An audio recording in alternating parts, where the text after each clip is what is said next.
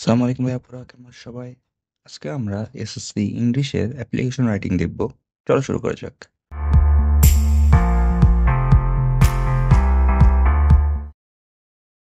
খাতার পেজে অ্যাপ্লিকেশন শুরুতে যেই দিনে লেখা হচ্ছে তার ডেট লিখতে হয়।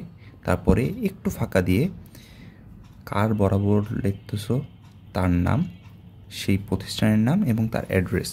তুমি মনে করো তোমার কলেজের প্রিন্সিপালের কাছে লিখছো, সেক্ষেত্রে তোমার লিখবা হলো অধ্যক্ষ, কলেজের নাম, তারপর তোমার কলেজের ঠিকানা। এবং এখানে কেবল অ্যাড্রেসের পরেই ফুল স্টপ হবে, মাঝখানে কোথাও কোনো পাংচুয়েশন মার্ক বসবে না। এরপরে আমরা সাবজেক্ট লিখব এবং সাবজেক্ট পরে লিখব প্রেয়ার অফ, যেটা থাকবে সেটা।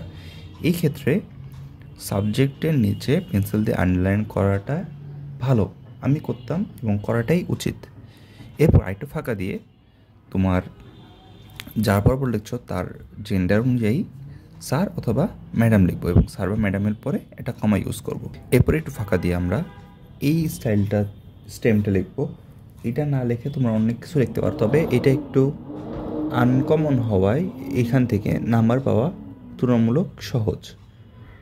সো এটা আমি কি রেখেছি, with due respect and humble submission, I on behalf of all the students of your college.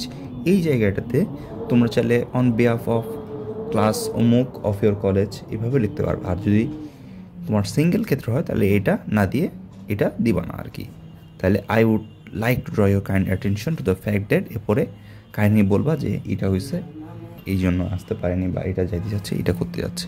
এরপরে পরের পেজে যাই আমরা ক্লোজিং লিখব, in the above circumstances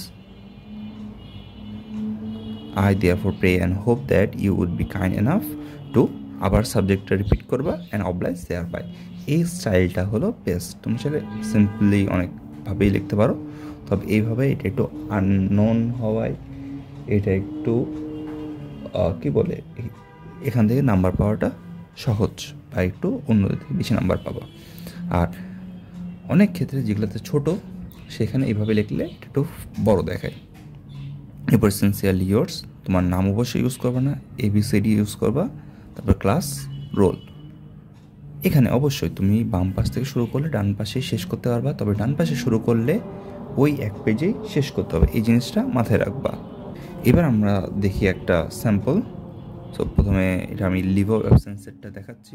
principal X college subject of leave of absence, principal আমি স্যার ছেড়ে হয়ে sir লিখলাম, তারপরে লিখলাম with due respect and humble submission I would like to draw your kind attention to the fact that I blah blah blah blah, পরে closing করো, in the above circumstances I therefore pray and hope that you would be kind enough to grant me leave of absence for those days and oblige thereby।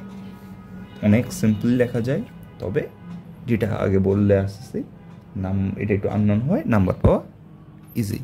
তারপর sincerely yours Y, class 12, roll 6। Roll তোমার exact roll number use না করে 1 থেকে 5-এর মধ্যে বা 1 থেকে 10-এর মধ্যে যে কোনো একটা রোল ইউজ করে দিলেই হয়ে যাবে। এবার আমরা যদি দেখি suggestion, so going on a study tour, leave of absence, sick leave, জবের ক্ষেত্রে অ্যাসিস্ট্যান্ট টিচার পোস্টের অ্যাপ্লিকেশন। আর ফাইন বিহেভিয়ারের জন্য যে তুমি এতদিন আসতে পারোনি বা ডিলে হয়েছে, এটার জন্য ফাইন করা হয়েছে, ফাইন রিমুভালের জন্য। এরপরে ইভেনও বা ডিসি বরাবর লেখা যেতে পারে যে রোড কনস্ট্রাকশন, পিওর ওয়াটার সাপ্লাইয়ের জন্য, এই ধরনের কয়েকটা দেখলে তোমরা নিজেদের মতনই লেখাটা বেটার। কোনো কিছু মুখস্থ করে জাবর কাটার থেকে এরকম করে নিজে থেকে লেখাটাই বেটার। সো এতক্ষণ সাথে থাকার জন্য ধন্যবাদ। আশা করি পরবর্তী কোনো ক্লাসে আবার তোমার সাথে দেখা হবে। ততদিন পর্যন্ত নিরাপদ থেকেও, ভালো থেকো। আসসালামু আলাইকুম।